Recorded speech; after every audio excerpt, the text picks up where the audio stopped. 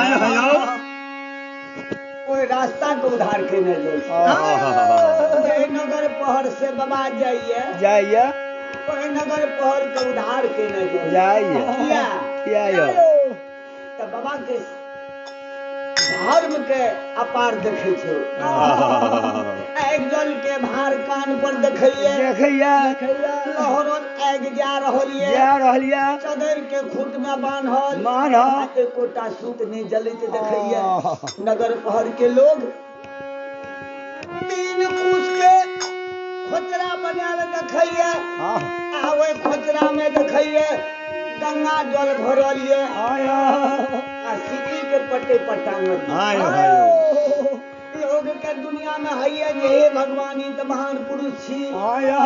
जेकरा के दुख तकलीफ छै सब रास्ता में रोक के बतावैया सब को उधार के ने जा रहलिए आबि गेलखिन प्रमोद बाबू महादेव जी के सुपुत्र 21 रुपया के दानी 21 रुपया दान के लगिए हे बाबा धर्मराज एक सेवक के की करियो मोना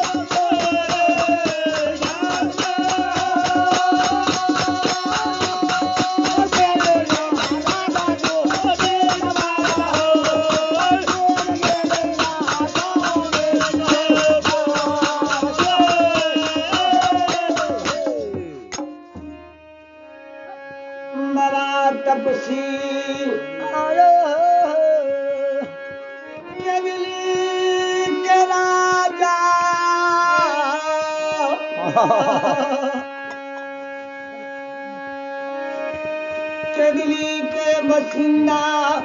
केदली के संत साहसी 12 बरस पर लौट जन्म भूमि जा रहलिए एक धाव धावैया बाबा दुई धाव धावैया तेसर धाव में बाबा आयो अछमीपुर के सीमान पर पहुंचे आयो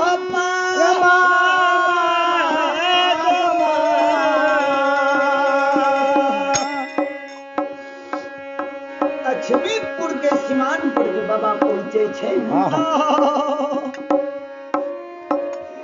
अछमीत के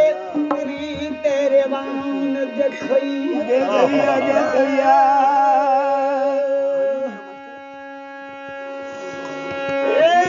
पैछा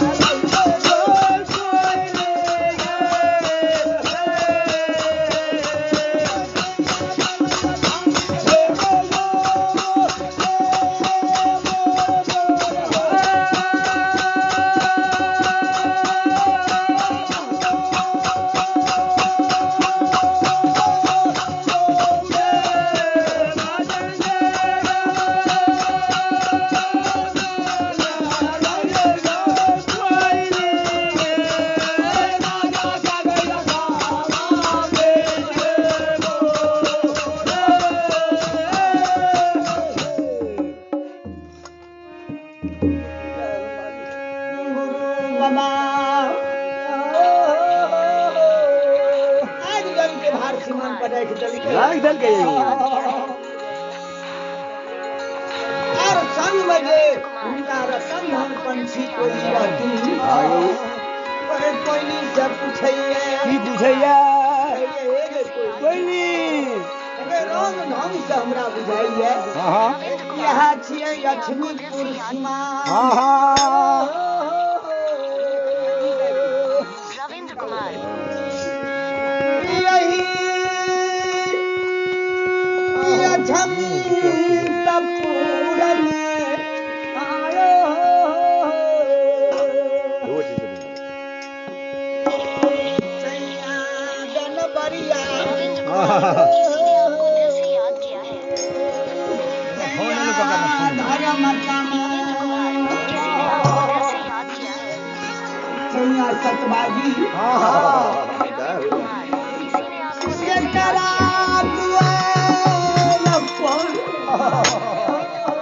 किसी ने आपको दिल से याद काल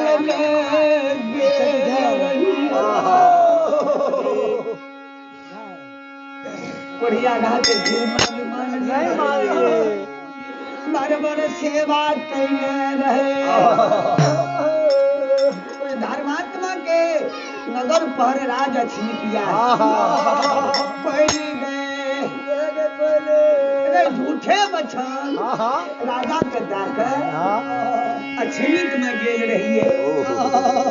केदली बनवास